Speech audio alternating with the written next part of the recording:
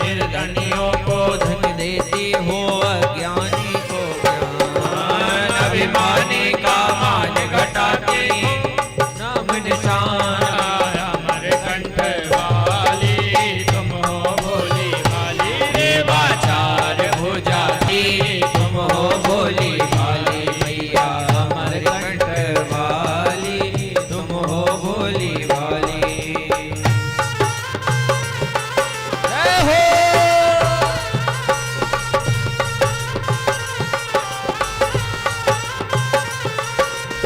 काली सेवा करते हैं नर्मदा मैया की जय हो।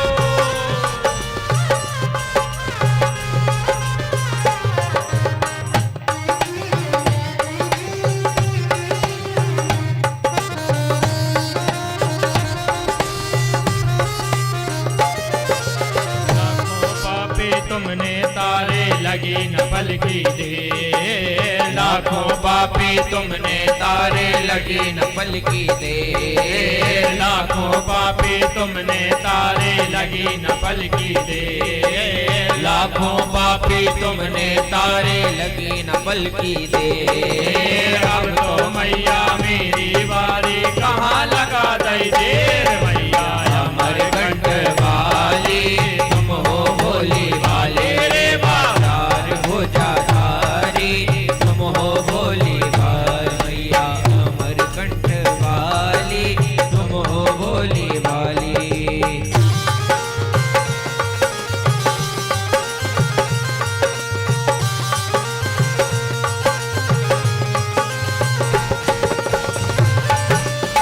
जय हो।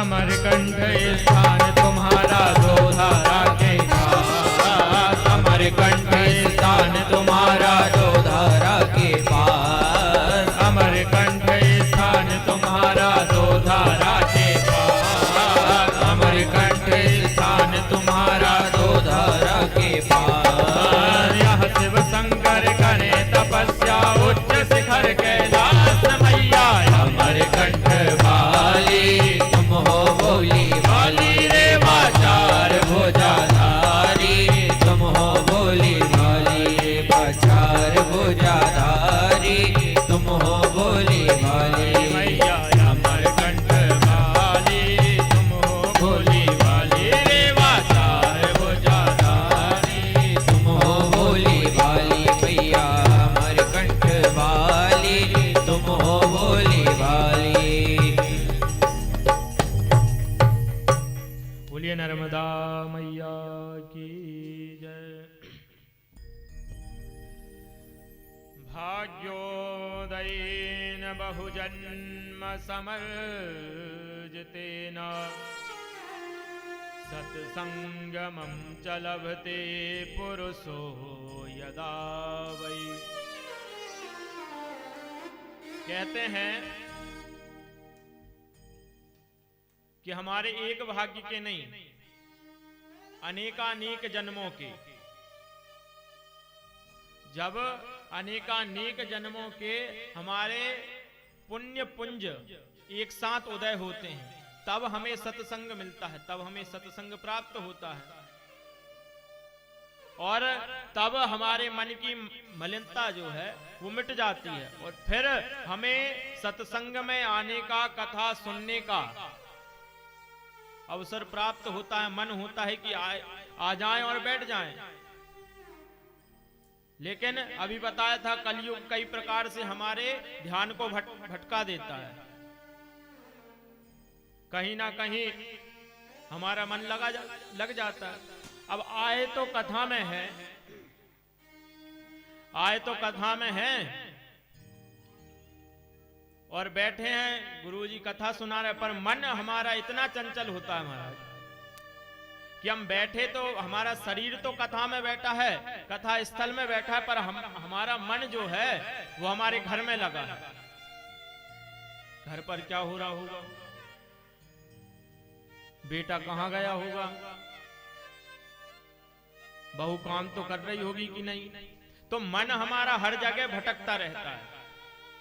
तो हमारा सबसे पहला कर्तव्य तो है कि हम हमारी जो इंद्रियां हैं उन इंद्रियों को भगवान के काम में लगाएं। कथा सुनने आए हैं तो केवल कथा सुने, कथा सुनने के अलावा और कोई काम ना करें।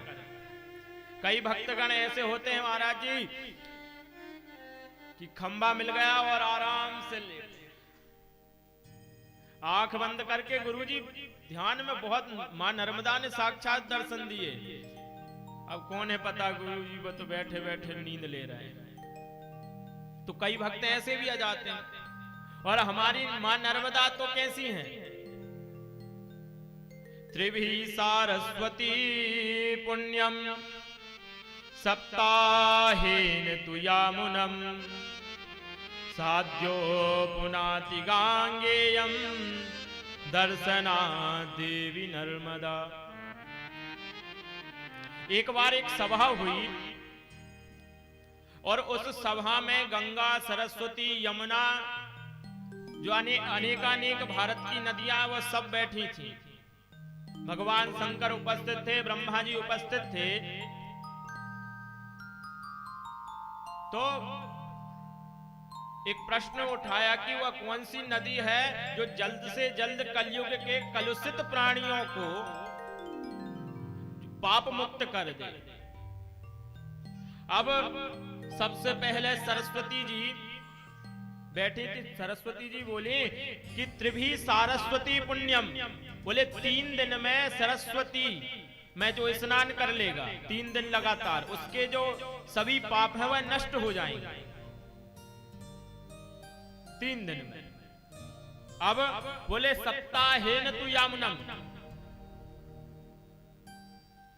ब्रह्मा जी ने कहा कि भाई जब 3 दिन में सरस्वती नदी कलुषित प्राणियों के पाप से उद्धार कर रही हैं, पाप मुक्त कर रही हैं, तो इनका तिलक कर दो, इन्हें प्रथम कर दो, श्रेष्ठ बना दो। इतने में यमुना जी बोली, बोले सप्ताहेन तु यामुनम, बोले जो मुझ में 7 दिन लगातार आकर के स्नान कर लेगा मैं उसके पापों से उसको मुक्ति दिला दूंगी। ब्रह्मा जी ने कहा अच्छा, तो प्रथम ये होगा इनका तिलक करो। फिर गंगा जी बैठी थी तो वो कहने लगी सद्योपनाति गांगेयम, जो मुझ में 1 दिन आकर के स्नान कर लेगा तो मैं उसके पापों का क्षय कर दूंगी। अच्छा, और मैं भगवान के चरणों से निकली हूं, चरणों से निकली गंगा व्यास, तो मुझ में जो एक बार स्नान कर लेगा मैं उसके सब पापों को नष्ट कर दूंगी। अब ब्रह्मा जी ने कहा कि भाई कोई 3 दिन में कर रहा है, कोई 7 दिन में कर रहा है, आप 1 दिन में कर रहे तो आपको तिलक, आप प्रथम हो गए। अब इतने में पीछे से नर्मदा जी बोली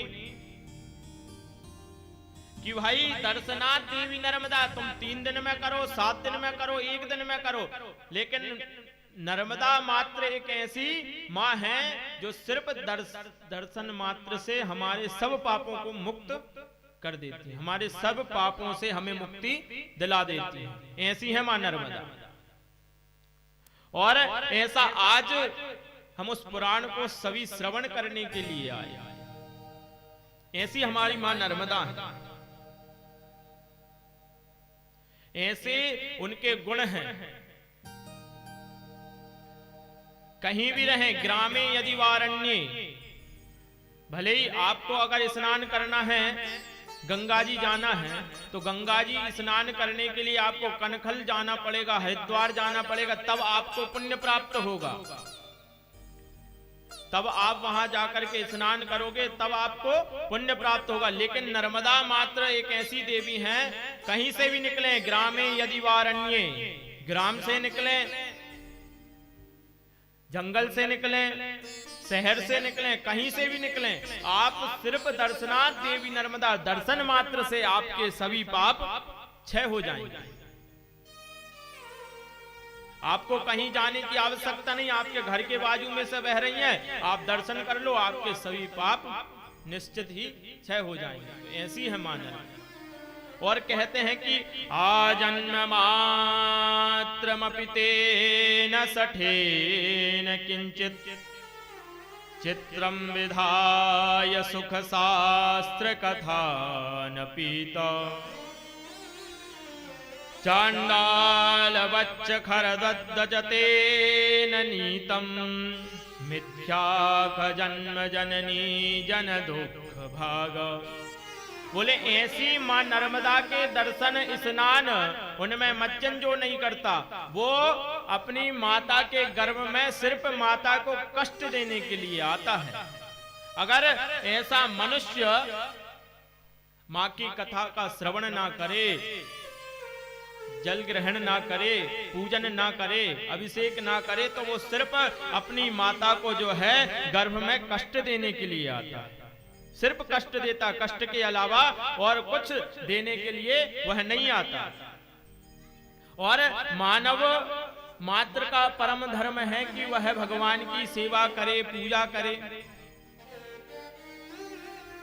पुनरपि जननम पुनरपि मरणम पुनरपि जननी जठरे शयनम। हम बार बार जन्म लेते हैं और बार बार मर जाते हैं। भाई पशु भी है, पशु भी जन्म लेता है। पशु और हम में क्या अंतर है? सिर्फ एकमात्र अंतर है, पशु भी सोता है, मनुष्य भी सोता है। पशु भी भोजन करता है, हम भी भोजन करते हैं। पशु भी अपने बच्चों का ध्यान रखता है, हम भी अपने बच्चों का ध्यान रखते हैं, भरण पोषण करते हैं उनका। पर सिर्फ एकमात्र पशु में और हम में अंतर है, मनुष्य में अंतर है कि हम भगवान का भजन कर सकते हैं।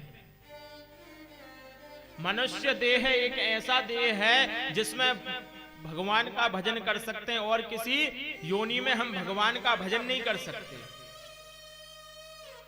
कभी देखा है आपने कहीं कोई गधा ऊंट खड़ा होकर के भगवान का हरे राम कर रहा हो? नहीं करता ना, ना कोई कहीं मंदिर जाते।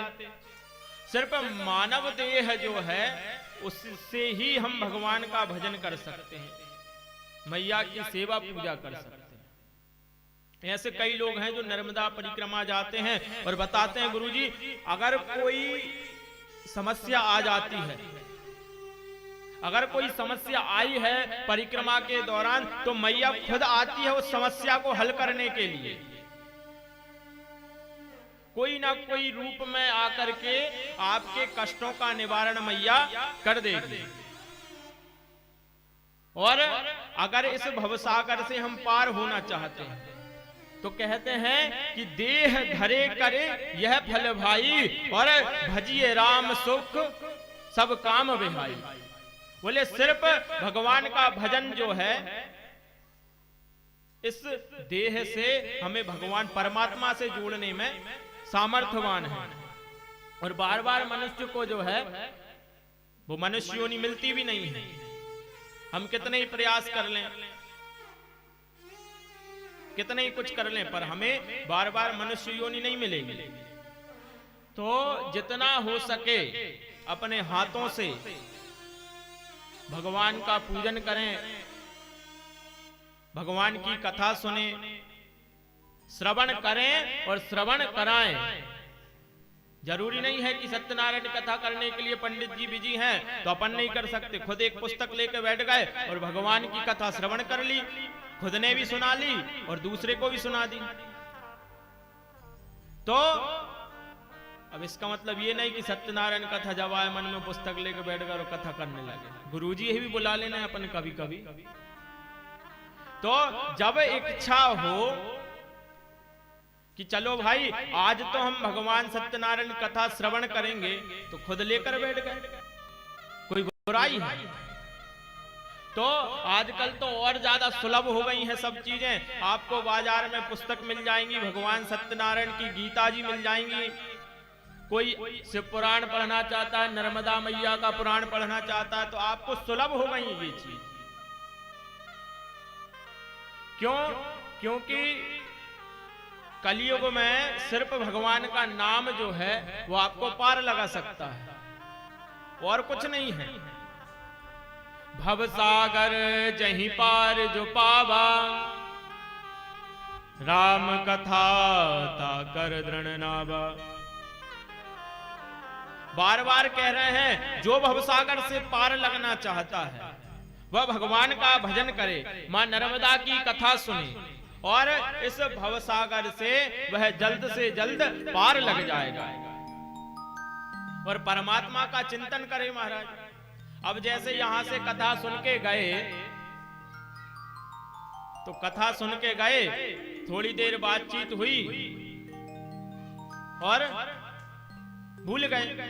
आज महाराज जी ने क्या कहा था ये सब तो हमें याद नहीं है। अब कल आकर अगर पूछे किसी से कि भैया क्या कहा था कल,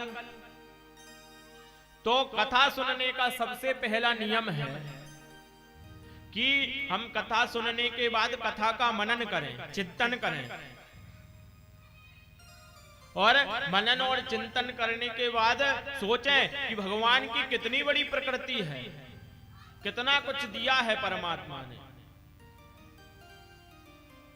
भगवान को, भगवान के कानों में, चींटी के पैर में जो नूपुर बंधे रहते हैं, उस नूपुर की आवाज भी भगवान के कानों में पड़ती है।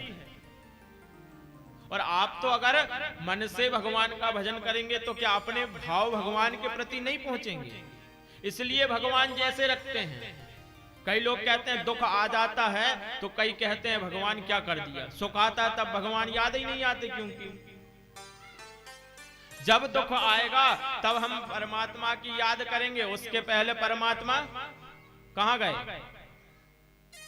अरे भगवान ये क्या कर दिया, ये कैसा हो गया? अब जब अच्छा हो गया, खूब धन हो गया, पैसा हो गया, उसके बाद भगवान कहां गए? किसी को याद आते हैं? सुख में सुमिरन को सब करें और दुख में करे न कोई। भाई दुख में तो सब भगवान को पकड़ लेंगे। हनुमान जी से बात नहीं बन रही तो देवी जी के पास पहुंच गए, देवी जी से बात नहीं बन रही तो गणेश जी के पास पहुंच गए। तो सबसे जरूरी है कि सर्वप्रथम हम हमारे परमात्मा के प्रति हमारा जो भरोसा है उसे निश्चित करें, क्योंकि परमात्मा हमें जैसे भी रखे, अनुकूल प्रतिकूल दोनों ही कूल सरिता समान बहना चाहिए, और जैसे रखें राम जी रहना चाहिए। जिस प्रकार हमें भगवान रखते हैं उस प्रकार हमें रहना चाहिए। भाई ये दोषारोपण नहीं करना चाहिए। अच्छा, हम ये सोचते हैं कि हम दुनिया के लोगों से मांग लेंगे तो हमें मिल जाएगा, लेकिन एक बात याद रखना कि आप जब दुनिया के लोगों से मांगेंगे तो क्या होगा? बोले रो रो के सुनेंगे और हंस हंस के कहेंगे। आपसे तो खूब आपकी जो दुख भरी कहानी है वह सुन लेंगे, पर आपके पीछे हंस हंस के आपकी हर बात को कहेंगे। यह संसार का नियम है। और जब आप परमात्मा से मांगने जाएंगे तो परमात्मा किसी से कहेगा नहीं। किसी से कहेगा परमात्मा कि आज बाजू वाले भैया आए थे, बोले 1 किलो लड्डू चढ़े हैं महाराज, हमरो जो काम हो जाए। परमात्मा किसी से नहीं कहता जाता। तो हम किसी से सहायता ना मांग के अगर हम परमात्मा के ही पास जाएं। एक संत हुए होशंगाबाद में, तो उन संत की जमात चलती थी, और उस जमात में क्या होता था, नर्मदा मैया के इतने अनन्य भक्त कि एक बार उनकी जमात चल रही थी, भोजन चल रहे थे, तो पुड़ी बनाने के लिए घी कम पड़ गया। आप लोगों ने भी कथा सुनी होगी महाराज। तो पुड़ी बनाने के लिए घी कम पड़ गया, तो शिष्य ने कहा कि महाराज जी क्या करें? जाओ जाकर नर्मदा मैया में से जल भर कर लाओ।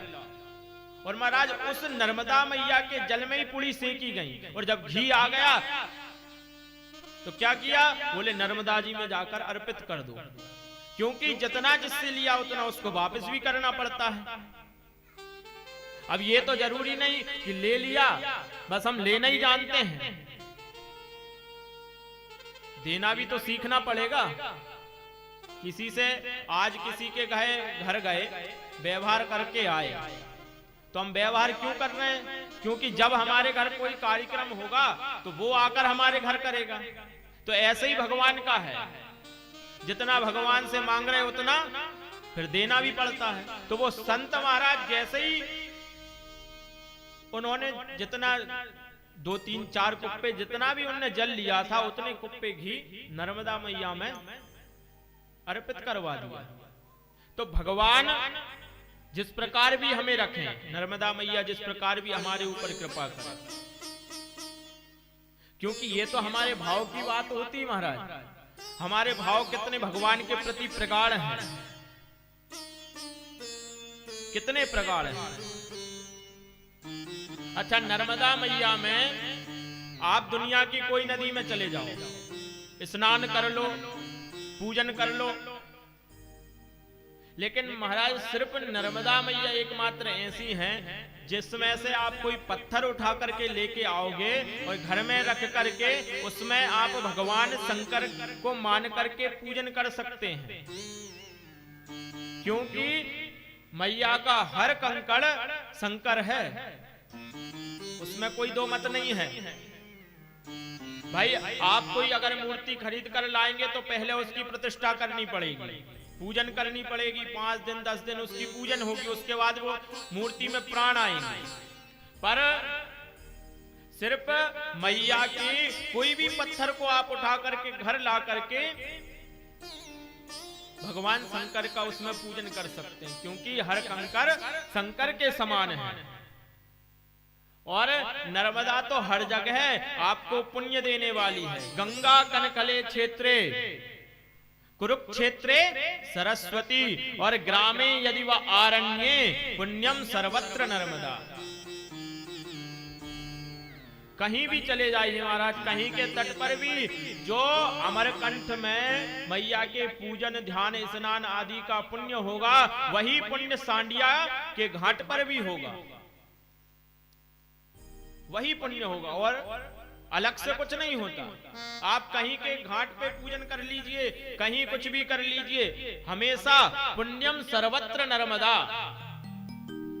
इसलिए मैया की घाट घाट की महिमा है। और किसी नदी की आपने सुना है कि तो इसकी इतनी महिमा, या गंगा पुराण सुना है आपने कभी? सिर्फ नर्मदा की महिमाएं जो है, क्योंकि हर घाट पर मैया कुछ ना कुछ अपना चमत्कार दिखाती चलती है। मैया की हेतु की कृपा रही आज इस परिवार पर, क्योंकि कई लोग तो सोचते हैं कि भैया अब कर लेंगे आराम से, अभी परिक्रमा ही तो हुई है, और परिक्रमा हुई महाराज भंडारा कराया, उसके बाद बोल सत्यनारायण भगवान की जय, फिर भूल गए। तो अगर आपके मन में संकल्प है, और सोचने मात्र से भी कुछ नहीं होता, आपको प्रयास करना पड़ता है। किसी भी चीज को करने के लिए धन अगर आपको कमाना है तो आपको उस धन को कमाने के लिए प्रयास करना पड़ेगा, बिना प्रयास के तो कुछ हो नहीं सकता।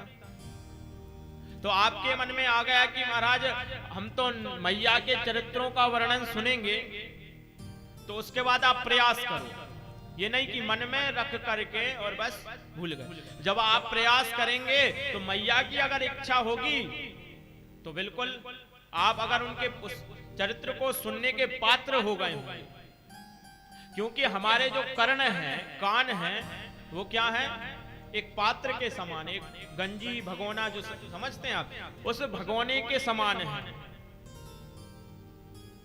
और अगर हमारा पात्र साफ नहीं होता है, अगर हमारे पात्र में कोई खटाई रह गई, भाई कोई बर्तन हम साफ नहीं कर पाए, उसमें कुछ खटाई रह गई, दूध डाल दिया तो वो फट जाएगी, दूध तो फट जाएगा ना आपका। तो ऐसे ही हमारे करण हैं, जब तक हमारे मन में मस्तिष्क में जुबा पर अभद्र विषय,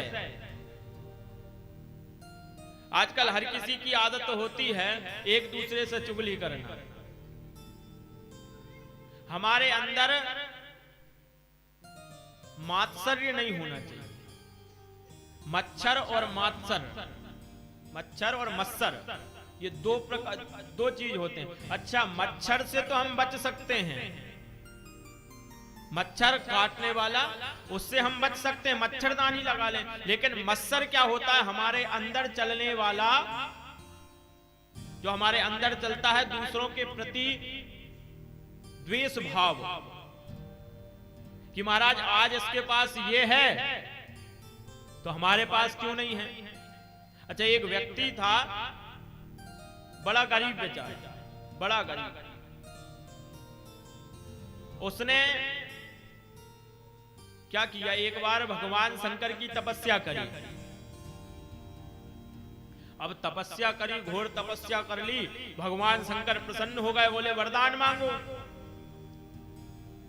अब इसने कहा महाराज मेरे घर में कुछ खाने को नहीं है, ऐसा नहीं है, वैसा नहीं है। भगवान ने कहा ठीक है, ये घंटा ले जाओ और घंटा ले जा करके जो तुम मांगोगे, जो तुम्हारी इच्छा हो, इस घंटे को बजा देना और तुम्हारे सामने प्रकट हो जाएगा। अच्छा, बोले ठीक है महाराज, जाऊं? रुको, एक बात सुन के जाओ। बोले क्या महाराज? बोले अगर तुम घंटा बजाकर मांगोगे कि मेरे घर भोजन की एक थाली आ जाए, तो तुम्हारे पड़ोस वाले व्यक्ति को 2 थाली पहुंचेंगी।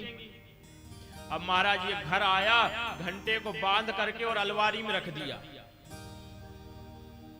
अब रख दिया, खुद तो बड़ा परेशान, भोजन करने को अन्न नहीं है, लेकिन घंटा बांध कर रख दिया। अब इनकी जो धर्मपत्नी थी, एक दिन घर में साफ सफाई कर रही थी, और साफ सफाई करते करते इनको वो घंटा मिल गया। अब पूछा, अरे पतिदेव ये घंटा कहां से आया? अरे बोले इसको रख दे, ये तेरे काम का नहीं है। बोले क्यों नहीं है? बोले मैंने तपस्या की थी ना, उससे ये मुझे घंटा प्राप्त हुआ है, और अगर मैं इससे कुछ मांगूंगा तो मुझे तो मिलेगा ही, और मेरे बाजू वाले पड़ोसी को जो है उससे दुगना मिल जाएगा। अब धर्मपत्नी माथा ठोके, हाय राम, अरे घर में अन्न का दाना नहीं है, घंटा छुपा कर रखा है ऐसे। अरे पति देवता कुछ तो सोचते। अरे कुछ नहीं सोचना, तू तो रख दे। अब भैया रख दिया। अब धर्मपत्नी को एक दिन मौका मिल गया, धर्मपत्नी ने खोली अलमारी, घंटा खोला और बजा दिया। बोले मेरे घर में 56 भोग आ जाए। अब बाजू वाले के पास डबल, बोले मेरा घर महल बन जाए। महल बन गया। अब उधर से आए पतिदेव। अब पतिदेव जैसे ही आए तो उन्होंने कहा अरे ये तू क्या कर रही है? अब क्योंकि इनने तो एक महल मांगा था, वहां 2 महल हो गए, एक गाड़ी मांगी थी, वहां 2 गाड़ी हो गई। अब पति देवता आए और कहने लगे अरे तूने ये क्या कर दिया? बाजू वाले के 2-2 महल, 2-2 गाड़ियां, धन संपत्ति अपार हो गई उनके पास तो। अब इनने कहा, जैसे ही घंटा बजाया और कहने लगे हमारी एक आंख फूट जाए, एक आंख फूट जाए। अब इनकी एक आंख गोविंदाय नमो नमः, पड़ोसी की 2 ही चली गई। अब इनने कहा हमारा एक पैर टूट जाए, तो पड़ोसी की 2 ही गोविंदाय। तो महाराज कहने का मतलब सिर्फ यही है कि हमारे अंदर का जो मात्सर्य है, द्वेष है, ईर्षा है, अगर वो हमारे पात्र में खटाई रूपी पड़े रहेंगे तो भगवान का भजन अमृत जो है, क्योंकि भगवान का नाम तो अमृत है, तो हम अपने कर्णों को साफ करते हुए भगवान का जो अमृत रूपी रस है उसको प्रवेश कराएं। क्योंकि जब खटाई पड़ेगी, दूध डालेंगे तो वो फट जाएगा, कोई मतलब का नहीं। अब गुरुजी ने तो कहा था कि फूल सीधा चढ़ाना, पर अपन ने सुन लिया कि गुरुजी कह रहे थे कि उल्टा चढ़ाना है फूल, अब और मरण हो गई। तो हम जब तक हमारे कर्णों को साफ कर करके भगवान की मैया की इस कथा को प्रवेश नहीं कराएंगे, तब तक हमारे मन से राग द्वेष नहीं मिटेंगे, और इनको मिटाना जरूरी है। नहीं तो कैसी हालत होगी, वो पति देवता जैसी हालत होगी। बोले हमारी तो एक फूट गई, लेकिन दूसरे की दोनों ही फूटना चाहिए। हमारी तो एक बच भी गई, पर दोनों उनकी तो दो ही जाएं। तो ऐसा हाल होता है। और मां नर्मदा में तो स्नान से देव दानव ऋषि मुनि गंधर्व ये सब, इन सबका तरण तारण हो जाता है। कोई भी मनुष्य मात्र नहीं, कोई भी जीव आकर के इसमें स्नान कर ले तो उसका उद्धार निश्चित है, उसमें कोई संशय नहीं है। तो नर्मदा पुराण जो है वो एक स्कंद पुराण का ही एक खंड माना जाता है, और उस खंड को रेवा खंड कहते हैं, जिसे हम नर्मदा पुराण कहते हैं, जिसमें मैया की घाट घाट की महिमा है। और बोले पुराण क्या है?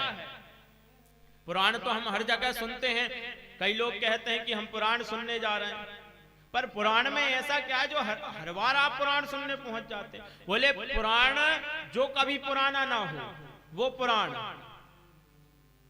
आप कितनी बार चले जाएं, हमारे पास चले जाएं, किसी और के पास चले जाएं, जब भी आप जाएंगे तब आपको मैया की नई से नई कथा आपको प्राप्त होगी, नए नए चरित्रों को श्रवण करेंगे आप। कभी जो पुराना ना हो वो होता है पुराण। और स्कंद पुराण के 81,000 श्लोक माने जाते हैं, और उन 81,000 श्लोकों में रेवाखंड आता है। उस रेवाखंड में 365 अध्याय हैं।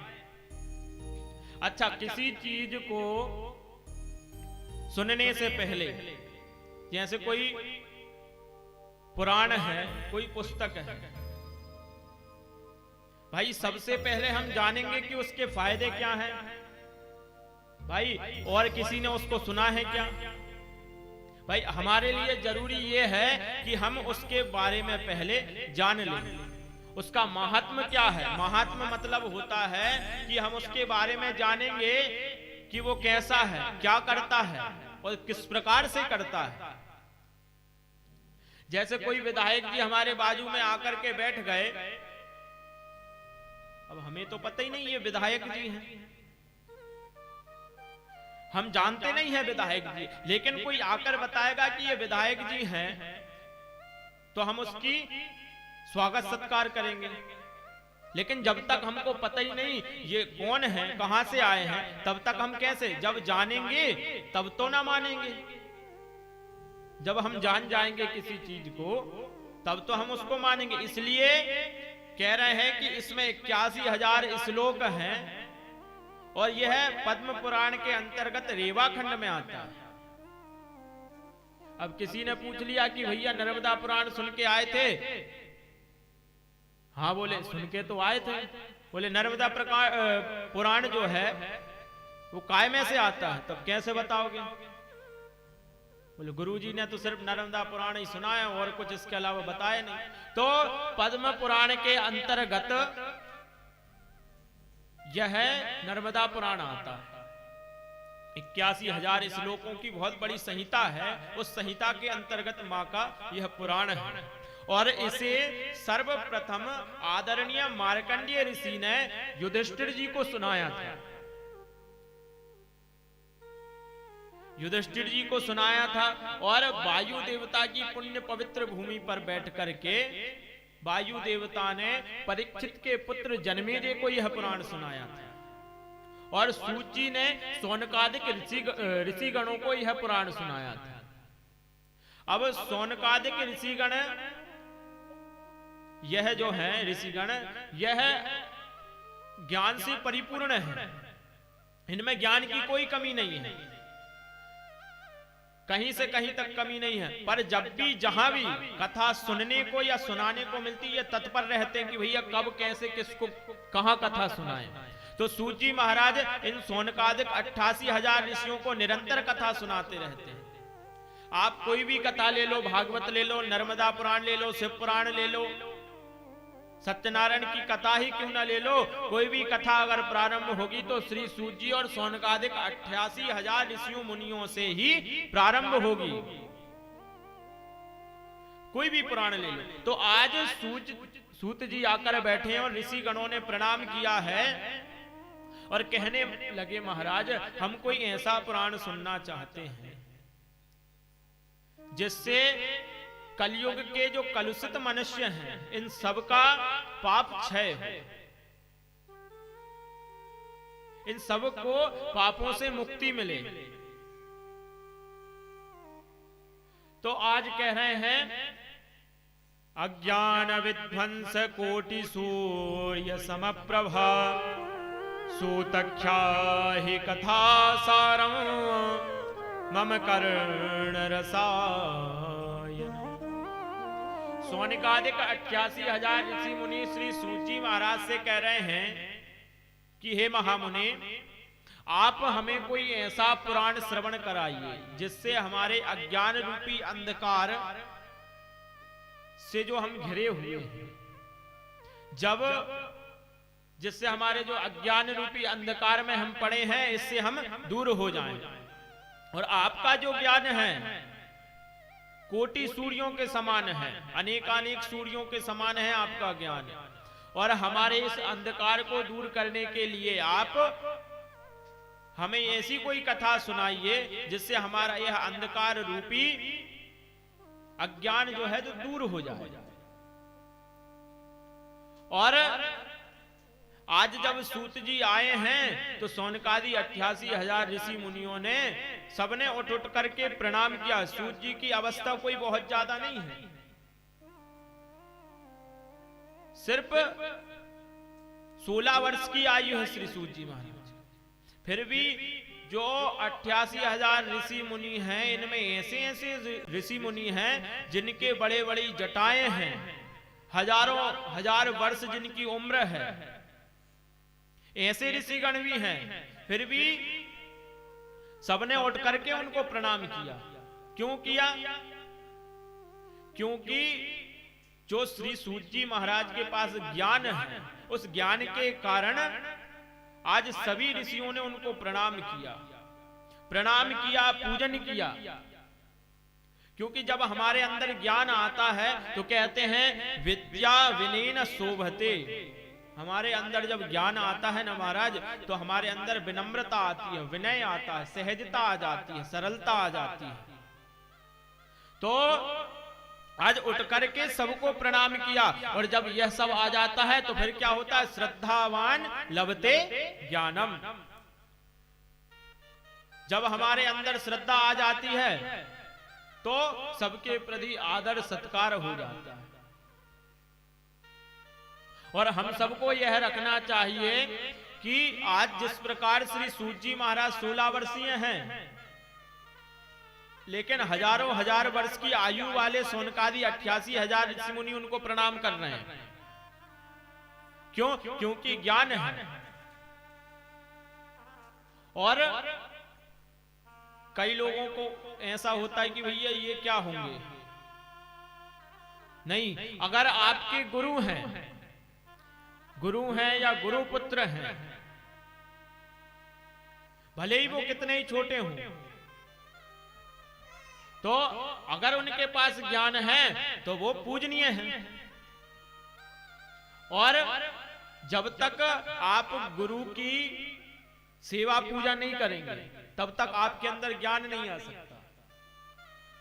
एक गुरु आपके माता पिता हैं और एक गुरु आपके जो आपने जिनसे गुरु दीक्षा ली है, जो आपकी पीढ़ियों से चलते आ रहे हैं, एक गुरु आपके वो हैं। आजकल तो गुरु ऐसे बन जाते हैं, भक्ते भक्ते गए महाराज जी, ये वाले महाराज जी बहुत अच्छे हैं, इनने बहुत अच्छी कथा सुनाई। गुरु जी एक दिन मुहूर्त बता दो, हमें आपसे गुरु दीक्षा लेनी है।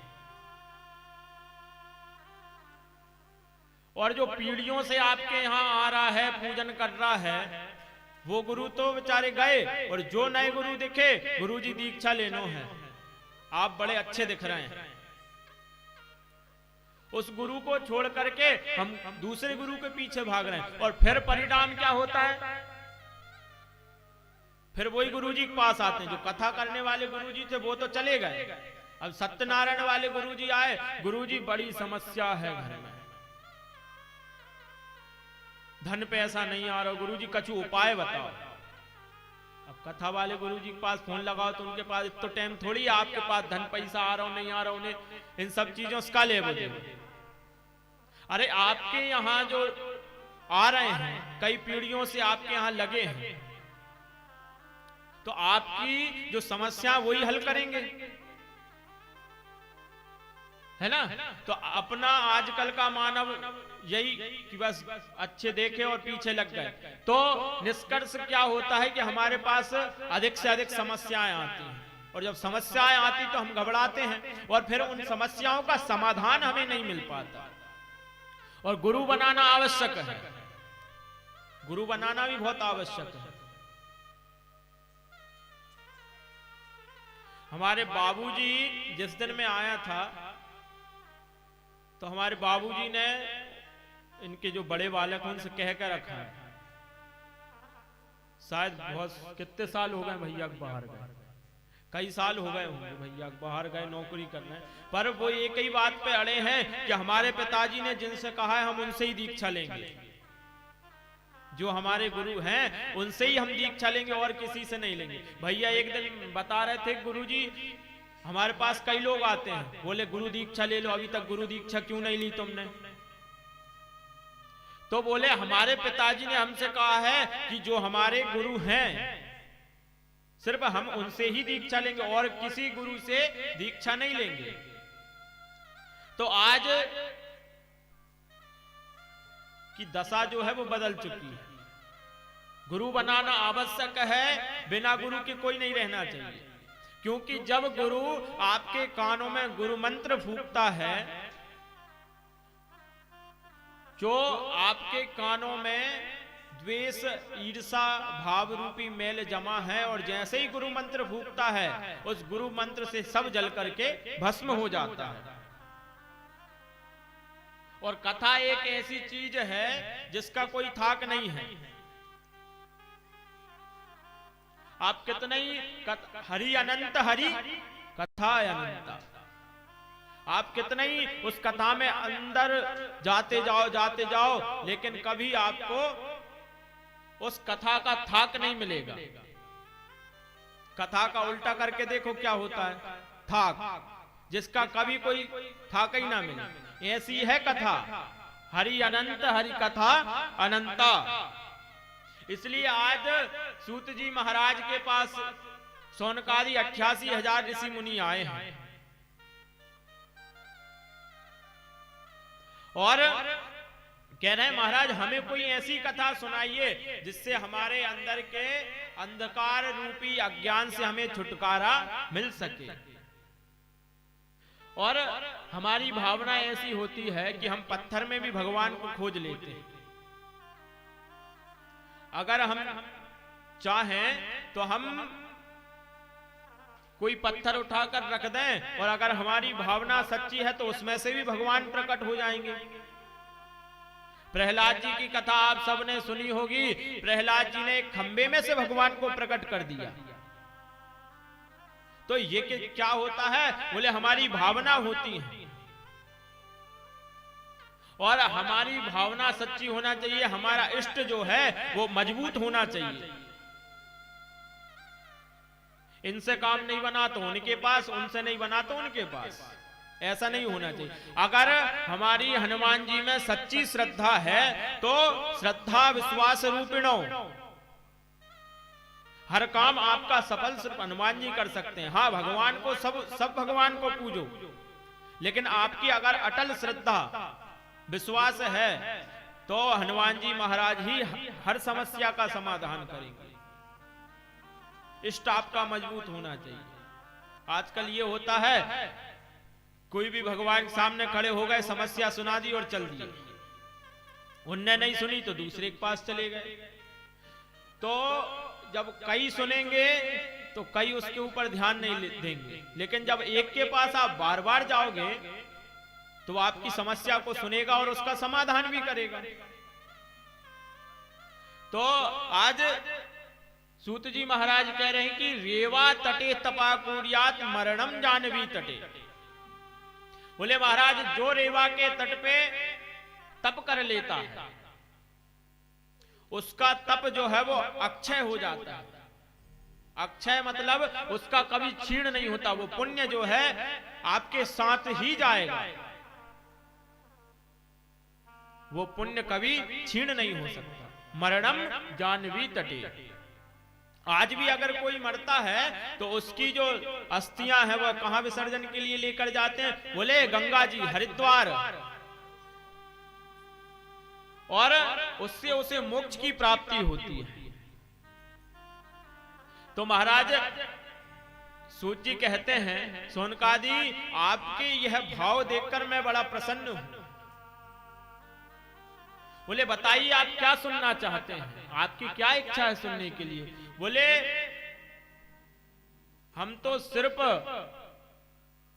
ऐसी कोई कथा आप हमें सुना दीजिए जिससे कलयुग के जो कलुषित मनुष्य हैं उन सबके पापों का क्षय हो सके। तो कहने लगे कि मैं तुम्हें एक पुण्य और पवित्र पुराण का श्रवण कराता हूं।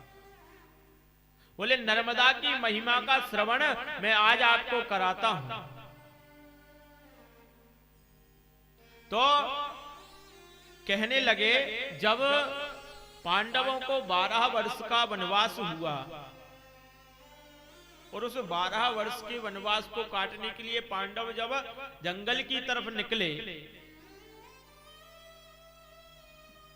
तो महाराज अब बीच में धर्मराज युधिष्ठिर सोचने लगे कि अब मैं क्या करूं, यह 12 वर्ष कैसे कटेंगे, कहां जाऊं, किसके पास जाऊं? तो आज एक ऋषि मिल गए और कहने लगे कि आप अमरकंट चले जाओ और अमरकंट में आपको श्री मार्कंडेय महर्षि मिलेंगे और उनसे जाकर कथा श्रवण करना। आज जब युधिष्ठिर मार्कंडेय ऋषि के पास पहुंचे हैं तो मार्कंडेय ऋषि से कहते हैं महाराज हम बड़े दुखी हैं और इस दुख को दूर करने के लिए हमें कुछ उपाय बताइए। और हम इस दुख को दूर करना चाहते हैं महाराज। 12 वर्ष का वनवास हो गया, घर से निकाल दिया गया, राजपाट कुछ नहीं बचा आज हमारे पास, क्या करें, कहां जाएं, कुछ उपाय बताइए, कुछ उपाय हम जानना चाहते हैं। तो आज चरणों में गिर करके मार्कंडेय ऋषि को प्रणाम किया, बड़े विनम्र भाव से कहने लगे जब आपके पास कोई समस्या हो और उस समस्या का अगर आपको समाधान चाहिए हो तो किसी भी संत महापुरुष के पास, ब्राह्मण के पास आप जाएं तो बड़े विनम्र भाव से जाएं, बड़े विनम्र भाव से। महाराज कौरवों के पास कई अक्षरोहिणी सेना थी और पांडवों के पास क्या था? 5 पांडव थे। भगवान कृष्ण जब अपनी द्वारिका में लेटे हुए थे, अपने शयन कक्ष में शयन कर रहे थे, तो जो पांडव है अर्जुन, वह अर्जुन जाकर के भगवान के चरणों की तरफ बैठ गए और जो दुर्योधन आया भगवान के मस्तक के पास बैठ गया। जब आप याचक बन करके जाओ तो चरणों में बैठो। तो आज कौरवों ने भगवान से कहा अब सर्वप्रथम जब कोई उठेगा तो अपने चरणों के पास बैठे हुए व्यक्ति के पास उसकी नजर जाएगी। भगवान भी उठे और उठ करके सीधे अर्जुन के ऊपर नजर पड़ी। अब अर्जुन के ऊपर नजर पड़ी तो पीछे से आवाज आई। बोले महाराज मेरी तरफ भी देख लो। अच्छा कौन बैठा है? पीछे देखा तो दुर्योधन बैठा था। दुर्योधन कहने लगा, उसने ये सोचा कि भाई ऐसा ना हो अर्जुन भगवान की सारी सेनाएं ले जाए युद्ध के लिए, तो पहले ही कह दिया कि परमात्मा भगवान हमें तो आपकी जो अक्षरोणी सेना है ये सब अस्त्र शस्त्र सब चाहिए। तो भगवान ने कह दिया ले जाओ। लेकिन अर्जुन ने क्या मांगा? बोले भगवान हमें तो सिर्फ आपका साथ चाहिए, हमें ना आपकी सेना चाहिए, ना अस्त्र चाहिए, ना शस्त्र चाहिए, सिर्फ आपका साथ चाहिए। आज अर्जुन ने भगवान का साथ मांगा। और कौरव 100 भाई थे, एक नहीं बचा। पांडव कितने थे? सिर्फ 5। पांचों के 5 जीवित रहे। तो जब किसी से मांगने जाओ, याचक बनो, तो उनके चरणों में बैठो। आज युधिष्ठिर मार्कंडेय ऋषि के चरणों में बैठ करके प्रणाम करके बड़े विनम्र भाव से कहते हैं महाराज कुछ ऐसा करिए कि हमारे ये जो दुख हैं ये सब दूर हो जाएं। आज मार्कंडेय ऋषि वक्ता बनकर युधिष्ठिर और पांडवों को कथा सुना रहे हैं। कहते हैं जब परीक्षित जी को श्राप मिला कि 7 दिन में तक्षक नाग के काटने से तुम्हारी मृत्यु हो जाएगी, तो परम भागवत श्री सुखदेव जी महाराज से सप्ताह यज्ञ ज्ञान यज्ञ को सुनकर के उनने भगवान का शाश्वत धाम प्राप्त किया। और उस शाश्वत धाम को प्राप्त करने के बाद जब राजा परीक्षित के जो पुत्र थे जन्मेजय, उनको पता लगा कि भाई मेरे पिताजी को तक्षक नाग के काटने से मृत्यु प्राप्त हुई, तो जन्मेजय ने एक बहुत बड़ा भारी यज्ञ किया और उस काल सर्पेष्टि यज्ञ किया। और उस यज्ञ में जो थे भूमंडल के समस्त सर्प आकर के स्वाहा हो रहे थे। अब जब तक्षक नाग को यह बात पता चली तो वह देवराज इंद्र के पास गया और इंद्र के पास जाकर कहने लगा महाराज मुझे बचाओ, जन्मेजय यज्ञ कर रहा है, मैं भी उसमें भस्म हो जाऊंगा। अब मेरी तो कोई गलती नहीं थी क्योंकि श्रृंगी ऋषि ने श्राप दिया था, इसलिए मुझे डसना पड़ा। तो इधर जन्मेजय ने कहा महाराज भूमंडल के समस्त सर्प आकर के स्वाहा हो गए हैं, लेकिन जो तक्षक नाग है जिसके लिए हम यज्ञ कर रहे थे वो अभी तक नहीं आया। अब ब्राह्मण कहने लगे हम तो मंत्र बोल रहे हैं पर पता नहीं क्यों नहीं आए। अब तक्षक नाग तो देवराज इंद्र की जो कुर्सी थे उससे लपेट करके बैठे थे। अब देवराज इंद्र तक्षक नाग को लेकर के गए किसके पास? आस्तिक मुनि के पास। आस्तिक मुनि के पास गए और कहने लगे महाराज मेरी रक्षा कीजिए, मेरी कोई गलती नहीं थी, मैंने तो उस श्राप को पूरा किया था पर आज मैं भी उसमें भस्म हो जाऊंगा, मेरी रक्षा कीजिए। तब आस्तिक मुनि ने जन्मेजय के पास जाकर के कहा पुत्र यह क्या कर रहे हो? अरे तुम्हारे पिता अब वापस आ सकते हैं क्या? अब तो वो जीवित नहीं हो सकते, फिर तुम इस यज्ञ को क्यों कर रहे हो? तुम सर्प जाति को क्यों भस्म करना चाहते हो? आज जन्मेजय ने कहने लगे महाराज मैं अपने पिता की मृत्यु से इतना दुखी हो गया था कि मैं आज अच्छे और भले की परख नहीं कर पा रहा था। अब आप बताइए इस पाप से छुटकारा पाने के लिए मैं क्या कर सकता हूं? तो आस्तिक मुनि ने तक्षक नाग की रक्षा की और उस यज्ञ को बंद करवाया। उस यज्ञ को बंद करवाने के बाद ने सारे जो सर्प हैं कहने लगे महाराज आप बताइए आपको क्या वरदान चाहिए? तो आस्तिक मुनि कहने लगे कि जहां पर मेरी दुहाई दी जाए वहां पर तुम कभी ना आना। इसलिए कहीं दीवालों पर लिखा जाता है आस्तिक मुनि की दुहाई, इसलिए लिखा जाता है क्योंकि आस्तिक मुनि ने उस सर्प यज्ञ से तक्षक नाग की और अन्य सर्प जातियों की रक्षा की और उस दुहाई के कारण सर्प नहीं आता। और अब वाणी से तो पाप कर लिया था, हम जो वाणी के द्वारा पाप करते हैं, अब वाणी के द्वारा कैसा पाप करते हैं? बोले पर निंदा सम दोष ना गोसाई, जो दूसरों की निंदा करता है उसके बराबर और कोई दोष है ही नहीं इस संसार में। जैसा भी है, जो भी है, पर कभी भी किसी की निंदा नहीं करना चाहिए, निंदा से हमेशा बचना चाहिए, निंदा से हमेशा बचना चाहिए। आप किसी की निंदा करके क्या प्राप्त कर लो? क्षणिक सुख। आज उसने ये कहा था, ऐसा हो गया, उसका ऐसा हो जाए, तो महाराज इससे संसार नहीं चलता। आप दूसरे की निंदा करोगे, जो गड्ढा हम खोद रहे हैं एक ना एक दिन उस गड्ढे में हमको ही गिरना है। इसलिए कभी भी दूसरे की निंदा नहीं करना चाहिए, चाहे वो कितना ही अच्छा हो, चाहे वो कितना ही बुरा हो, तो हमेशा निंदा से बचे। और फिर कह रहे हैं पश्चाताप कृतम सर्वे पापा नाम निष्कृति परा। बोले अगर पाप करके उस पाप का पश्चाताप कर लें, उस पाप तो कर लिया है, पाप से बचने का कोई उपाय?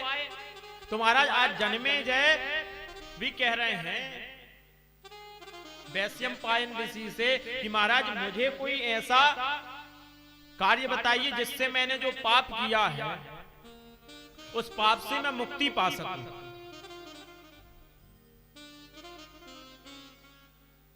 उस पाप से मुझे मुक्ति चाहिए। आपने कितनी बड़ी गलती की हो, अगर एक बार उसका पश्चाताप कर लिया तो पाप से आप छुटकारा पा सकते हैं। तो आज वैश्यंपायन ऋषि के पास जन्मेजय गए हैं और कहने लगे महाराज मुझे कोई ऐसा उपाय बताइए जिससे मैं इस पाप से छुटकारा पा सकूं। वैश्यंपायन ऋषि कहने लगे तुम सर्पों की बहन की कथा सुनो। हमारा सर्प की बहन कौन? बोले नर्मदा की कथा सुनो। अब सर्प की बहन नर्मदा कैसे हो गई? तो बोले भगवान शंकर से नर्मदा उत्पन्न हुई है, इसलिए जो सर्प है उनके गले में पड़ा रहता है। तो भाई बहन का रिश्ता यहां पर उनका बना है। तो तुम सर्पों की बहन की कथा सुनो, मां नर्मदा की कथा सुनो, और उस कथा को सुनने से तुम्हारे समस्त पाप नष्ट हो जाएंगे। तब जन्मेजय ने बैठकर वैश्यंपायन ऋषि से इस नर्मदा महापुराण का श्रवण किया, सुना, और कहते हैं कि साधु साधु महाप्राज्ञ धर्मपुत्र युधिष्ठिरा कथयस्यामि यान्याथं यत्रक्षसि महानघ। तो आज वैश्यंपायन ऋषि जो हैं जन्मेजय को कथा सुना रहे हैं, और मार्कंडेय ऋषि जो है धर्मराज युधिष्ठिर को कथा सुना रहे हैं। तो मार्कंडेय ऋषि कहते हैं कि हे धर्मराज युधिष्ठिर, आज समस्त पापों को क्षय करने वाली उस नर्मदा की कथा को मैं तुम्हें सुना रहा हूं। उस नर्मदा की कथा सुनने से तुम्हारे जो भी पाप हैं सबका क्षय हो जाएगा। और गुरु का मतलब ही यही होता है कि हमारे शिष्य के जीवन में कोई गुरूर ना रहने दे। जो अहंकार हम में आ जाता है, हमारे पास इतना धन वैभव यश प्रतिष्ठा आ जाती है, उसके बाद हम में एक अहंकार आ जाता है। और अगर गुरु में सच्ची निष्ठा है और गुरु अगर सच्चे हैं तो आपकी जो अहंकार रूपी अंधकार है उससे वो आपको दूर कर देंगे। कोई भी बड़ी से बड़ी समस्या हो वह दूर कर देंगे। अब बोले कई बार क्या होता है, अब बालक के सर्वप्रथम जो गुरु होते हैं वो माता पिता होते हैं। अब कई बार होता है कि पुत्र को चिंता ही नहीं माता पिता कहाँ हैं, क्या कर रहे हैं। पर रामचरितमानस में बाबा कह रहे हैं, प्रातः काल उठ के रघुनाथा, प्रातः काल उठ के रघुनाथा,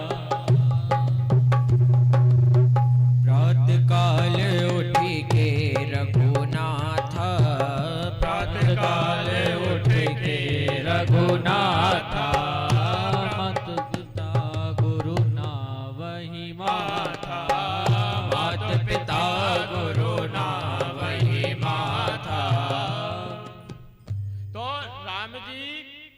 प्रातः काल उठ करके क्या करते हैं, बोले सबसे पहले अपने माता पिता के चरणों में प्रणाम करते हैं और फिर बोले गुरुजी के पास जाकर के उनको प्रणाम करते हैं, पूजन करते हैं, आशीर्वाद लेते हैं। पर आजकल क्या हो रहा है, अब राम जी तो प्रातः काल उठ के रघुनाथा और माता पिता गुरु ना वही माथा।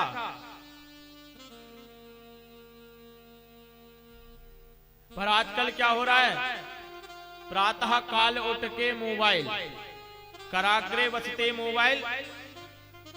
जब जैसे ही प्रातः उठेंगे सबसे पहले मोबाइल में चेक करेंगे महाराज क्या आया मैसेज, और उसके बाद में कर मध्य तुचाए। अब बेड पे पलंग पे सो रहे हैं, आवाज लगा दी चाय ले आओ। अब एक तो ब्रह्म मुहूर्त, राम जी का ब्रह्म मुहूर्त 4 बजे होता था, पर हमारा ब्रह्म मुहूर्त 12 बजे होता है। अब रात भर भी मोबाइल चलाएंगे और दिन में जैसे ही नींद खुली वैसे ही सबसे पहले मोबाइल उठाएंगे। अब आप लोग कहां चलाते हैं हमारे, पहले ये सब नियम नहीं थे। अभी आजकल नया जमाना है तो ऐसे नियम बन गए। 4 बजे उठते थे लोग, उठ के प्रभात फेरी को जाते थे, भगवान का नाम लेते थे। पर आज सबसे पहले मोबाइल खोलेंगे, मोबाइल में नोटिफिकेशन चेक करेंगे क्या आया और क्या नहीं आया। तो महाराज हमारी दिनचर्या ऐसी होनी चाहिए कि सबसे ब्रह्म मुहूर्त सबसे अच्छा समय होता है सुबह उठने का, और विद्यार्थियों के लिए तो ये सर्वोत्तम समय है सुबह उठने के लिए। आप सुबह 4 बजे उठ जाइए और उठने के बाद में अपना नित्य कर्म करने के पश्चात विद्यार्थी उठ करके अपनी पुस्तक उठाकर, और पहले के बड़े बुजुर्ग कहते थे कि अगर सुबह उठकर आपने पढ़ लिया तो आप कभी जिंदगी नहीं भूल सकते। अगर विद्यार्थी उठे सुबह अपना नित्य कर्म करने के बाद में और पुस्तक लेकर अगर बैठ गया और जल्दी से जल्दी वह चीज उसे याद हो जाएगी, पर ऐसा नहीं होता। होता क्या है, बोले महाराज ब्रह्म मुहूर्त में तो हम सोएंगे, 4 बजे तो सोएंगे, फिर 4 बजे सोएंगे तो 12 बजे उठेंगे, 12 बजे उठेंगे तो कैसे कुछ याद होगा, कैसे पूरी दिनचर्या चलेगी, चल पा रही क्या दिनचर्या। पहले के लोग जो 4 बजे उठते थे वो सुबह की शुद्ध हवा, वायु, वातावरण देखते थे, शुद्ध हवा लेते थे। 12 बजे तक तो इतनी गाड़ियां चल जाती है कि वायु सब प्रदूषित हो जाती है।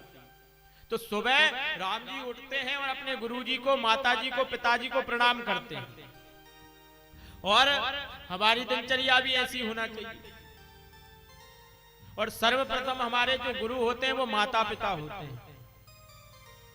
पुत्र को हमेशा यह ध्यान रखना चाहिए कि हमारी माँ ने हमें 9 महीने कोख में रखा है, और जो पीड़ा होती है वो असहनीय पीड़ा होती है। जब आप इस संसार में आते हैं तो वह असहनीय पीड़ा होती है, तब आप इस संसार में आ पाते हैं। और इस संसार में आकर के आपके माता पिता को जब आप पैदा होते हैं तब इतना दुख नहीं होता, जब आप उनको भला बुरा कहते हैं तब जितनी पीड़ा होती है। क्योंकि महाराज आजकल के पुत्र क्या हो गया, अब माता पिता की मानते ही नहीं है। अगर माता पिता में थोड़ी बहुत श्रद्धा है तो मैं कहता हूं सर्वप्रथम अपने माता पिता को ही गुरु माने। और अब जैसे माता पिता की नहीं मान रहे तो किसी ब्राह्मण को गुरु अपना बनाइए। अब ब्राह्मण को भी अगर कोई गुरु बना ले तो सिर्फ गुरु पूर्णिमा ही गुरु जी के दर्शन हो, उसके अलावा कभी नहीं जाते। तो माता पिता और माता पिता के बाद गुरु जी की, और गुरु जी के बाद बोले जो स्त्री है उस स्त्री का पति ही उसका गुरु है, और किसी को उसको गुरु नहीं बनाना चाहिए। पर आजकल तो जिसके पीछे दौड़े बस गुरुजी गुरु बनाना है, ऐसा नहीं। अरे आपके पति ही आपके गुरु हैं, और आपके पति के जो गुरु हैं वही आपके गुरु हैं। तो ऐसा व्यवहार हमें लेकर चलना चाहिए। तो हम गुरु के माता पिता के चरणों के प्रति श्रद्धा भाव रखें। दो क्षण गुरुदेव की महिमा गाते हुए कथा में आगे बढ़े, क्योंकि गुरु ही है जो इस अंधकार रूपी अज्ञान रूपी अंधकार से हमें दूर कर सकता है।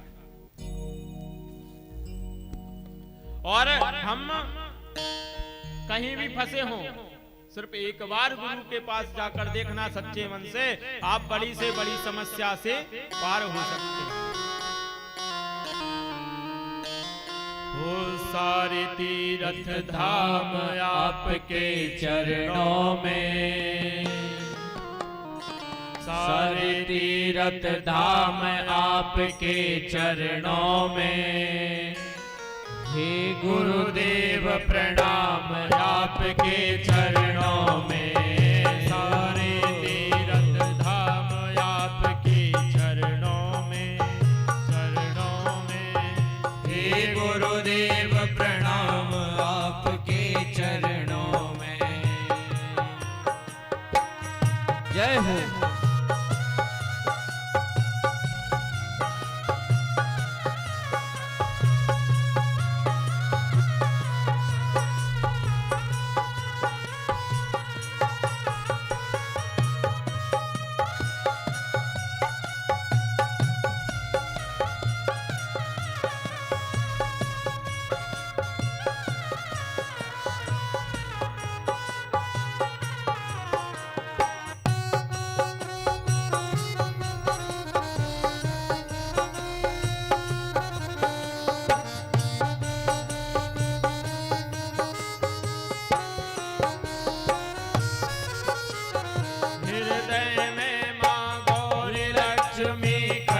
शारदा माता है, हृदय में मां गौरी लक्ष्मी कंठ शारदा माता है।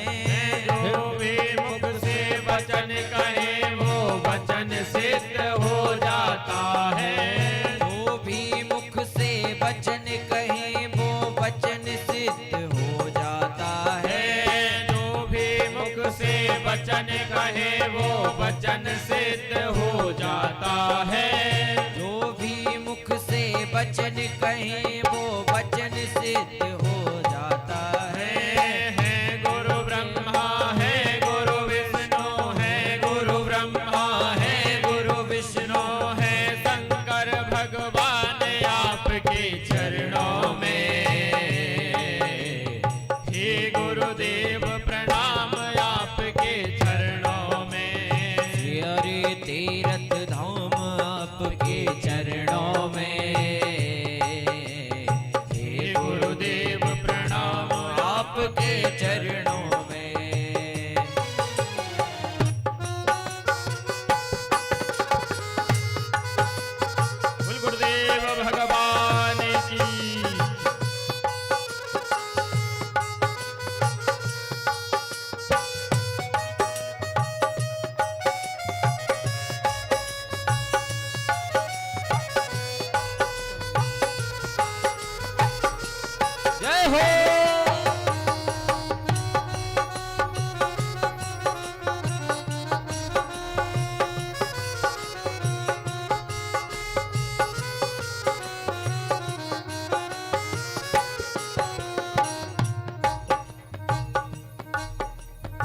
जन्म के दाता मात पिता है आप कर्म के दाता है, जन्म के दाता मात पिता है आप कर्म के दाता है। आप मिलाते हैं ईश्वर से आप ही भाग्य